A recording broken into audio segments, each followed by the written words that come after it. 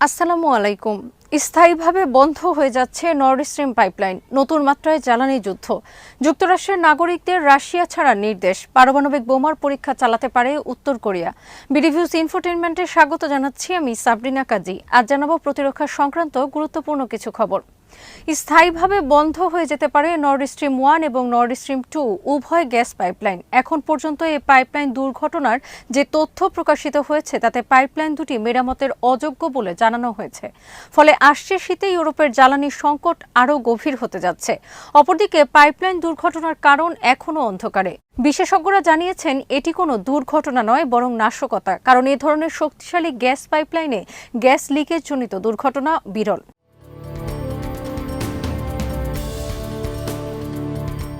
Moscow বলছে north stream pipeline দুর্ঘটনা তাদের জন্য বড় ধরনের ক্ষতি। এটি একটি আন্তর্জাতিক সন্ত্রাসবাদ। রাশিয়ার সরকারি গণমাধ্যমের পর ইউরোপ তাদের সমস্ত জ্বালানি তেল ও গ্যাস পাইপলাইনের ক্ষেত্রে বাড়তি নিরাপত্তা ব্যবস্থা গ্রহণ করেছে। নর্থ স্ট্রিম 1 ও নর্থ স্ট্রিম 2 উভয় পাইপলাইন বাল্টিক সাগরের তলদেশ দিয়ে গিয়ে রাশিয়া থেকে জার্মানিতে মিলিত হয়েছে। রাশিয়া $11 বিলিয়ন ব্যয়ে নির্মাণ করেছে নর্থ স্ট্রিম 2 পাইপলাইন। চলতি বছরের শুরুতে এই পাইপলাইন চালুর কথা ছিল, কিন্তু যুক্তরাষ্ট্রের চাপে জার্মানি এই পাইপলাইন চালু বন্ধ করে দেয়। এখন দুর্ঘটনার পর কেবল নর্থ স্ট্রিম 2 নয়, চালু থাকা নর্থ স্ট্রিম 1 পাইপলাইনও স্থায়ীভাবে বন্ধ হয়ে যেতে পারে।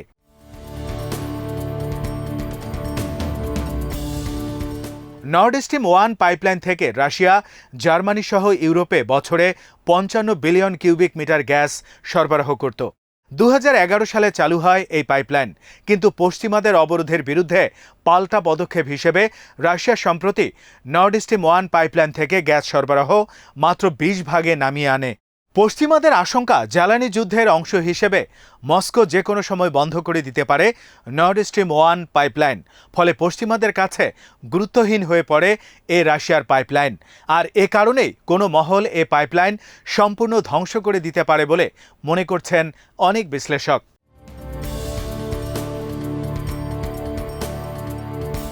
ইউক্রেন যুদ্ধের শুরুতে পশ্চিমাদের বিশ্বাস ছিল রাশিয়ার নর্থ স্ট্রিম 1 পাইপলাইন বন্ধ করবে না, কারণ এতে তাদের অর্থনীতি মারাত্মক ক্ষতিগ্রস্ত হবে।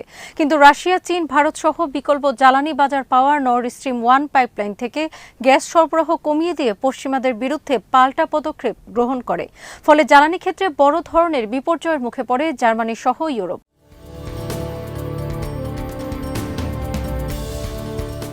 বাল্টিক সাগরের তলদেশে দুটি নর্থ স্ট্রিম পাইপলাইন ছাড়াও ইউক্রেনের মধ্য দিয়ে রাশিয়ার আরও 3টি গ্যাস পাইপলাইন ভাগের বেশি আমদানি করত রাশিয়া থেকে।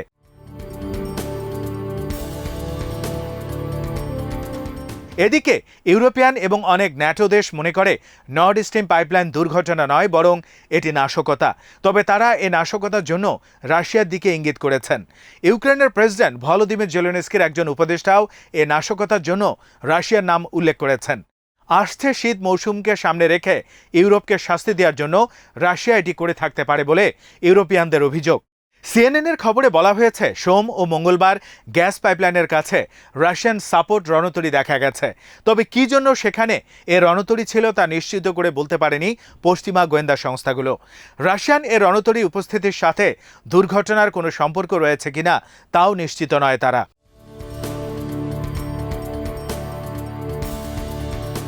মস্কোর অনেক বিশ্লেষক মনে করেন রাশিয়ার বিরুদ্ধে নাশকতার অভিযোগ অমূলক, কারণ ইউরোপে গ্যাস সরবরাহ বন্ধের জন্য পাইপলাইন ধ্বংস করার দরকার নেই মস্কোর, কারণ তারা সহজে গ্যাস সরবরাহ বন্ধ করতে পারে। ইউরোপে নর্থ স্ট্রিম 1 পাইপলাইন দিয়ে মস্কো মাত্র 20 ভাগ গ্যাস সরবরাহ করছিল। এর আগেও এই পাইপলাইন দিয়ে কয়েক দফা পুরোপুরি গ্যাস সরবরাহ বন্ধ করে দেওয়া হয়েছিল। এছাড়া মস্কো আগেই পোল্যান্ড, বুলগেরিয়া, ফিনল্যান্ড সহ আরও কয়েকটি দেশে পুরোপুরি গ্যাস সরবরাহ বন্ধ করে দিয়েছে। ফলে ইউরোপে গ্যাস না দেওয়ার জন্য রাশিয়া নিজেই একটি ধ্বংস গ্রহণ করেছে, তা গ্রহণযোগ্য নয়।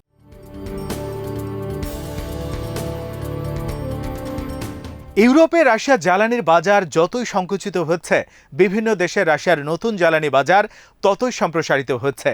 চীন, ভারত, তুরস্কের পর এবার আফগানিস্তান রাশিয়ার সাথে চুক্তি করেছে তেল, গ্যাস ও গম কেনার। অপরদিকে রাশিয়ার সরকারি গণমাধ্যমের খবরে বলা হয়েছে, পাকিস্তানও ডলারের পরিবর্তে রুবলে রাশিয়ার সাথে লেনদেনের বিষয়ে চিন্তা করছে। তবে এটি এখনো চূড়ান্ত নয়, কারণ বর্তমানে পাকিস্তান প্রশাসন যুক্তরাষ্ট্রপন্থী।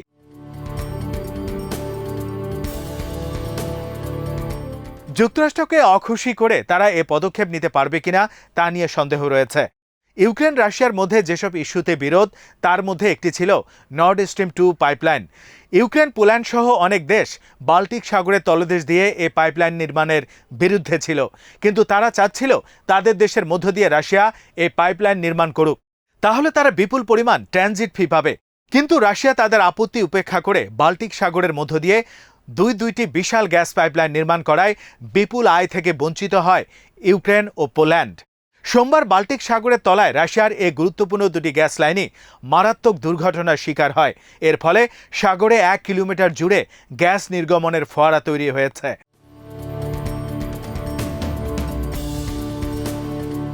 এদিকে রাশিয়ায় বসবাসরত যুক্তরাষ্ট্রের নাগরিকদের অবিলম্বে দেশ ছাড়ার নোটিশ জারি করেছে ওয়াশিংটন মনে করে যুক্তরাষ্ট্রে যাদের দ্বৈত নাগরিকত্ব রয়েছে তাদেরকে রাশিয়া জোর করে ইউক্রেন যুদ্ধে পাঠাতে পারে।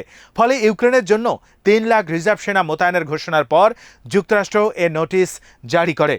নোটিশে বলা হয়েছে রাশিয়া দ্বৈত নাগরিকত্ব অস্বীকার করে তাদের দেশ ত্যাগে নিষেধাজ্ঞা জারি করতে পারে।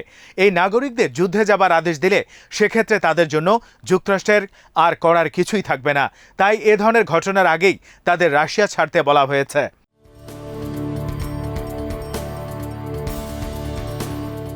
দক্ষিণ কোরিয়ার গোয়েন্দা সংস্থার পক্ষ থেকে বলা হয়েছে পারমাণবিক বোমার পরীক্ষা চালাতে পারে উত্তর কোরিয়া। কয়েক সপ্তাহের মধ্যে তারা তাদের 7ম অ্যাটমিক বোমার পরীক্ষা চালাতে পারে। দক্ষিণ কোরিয়ার গোয়েন্দা সংস্থা দেশটির সংসদীয় গোয়েন্দা কমিটির কাছে এ সংক্রান্ত তথ্য সরবরাহ করেছে। বুধবারই তথ্য প্রকাশ করেছেন দেশটির একজন সংসদ সদস্য।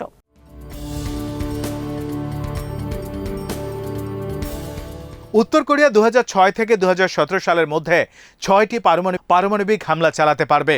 এই আইনে উত্তর কোরিয়াকে পারমাণবিক শক্তিধর দেশ হিসেবে আখ্যায়িত করা হয়েছে।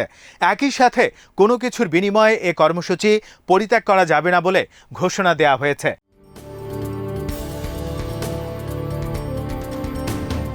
চলতি বছর উত্তর কোরিয়া এখন পর্যন্ত 30টি ব্যালিস্টিক মিসাইলের পরীক্ষা চালিয়েছে। এর মধ্যে একটি ছিল আন্তঃমহাদেশীয় ব্যালিস্টিক মিসাইল। 5 বছরের মাথায় এই প্রথম দেশটি আন্তঃমহাদেশীয় ব্যালিস্টিক মিসাইলের পরীক্ষা চালানোর পর দক্ষিণ কোরিয়া নিজেকে রক্ষায় যুদ্ধ প্রস্তুতি নিয়ে অগ্রসর হচ্ছে।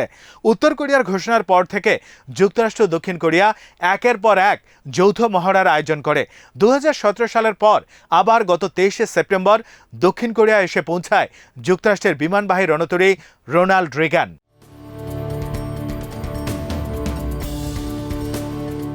আজ এখানেই শেষ করছি। সমরাষ্ট্র, প্রতিরক্ষা ও কূটনীতির নানা তথ্য জানতে চোখ রাখুন বিডিভিউজ ইনফোটেইনমেন্টে। চ্যানেলটি ভালো লাগলে সাবস্ক্রাইব করুন। সংযুক্ত থাকুন আমাদের ফেসবুক পেজে। আল্লাহ হাফেজ।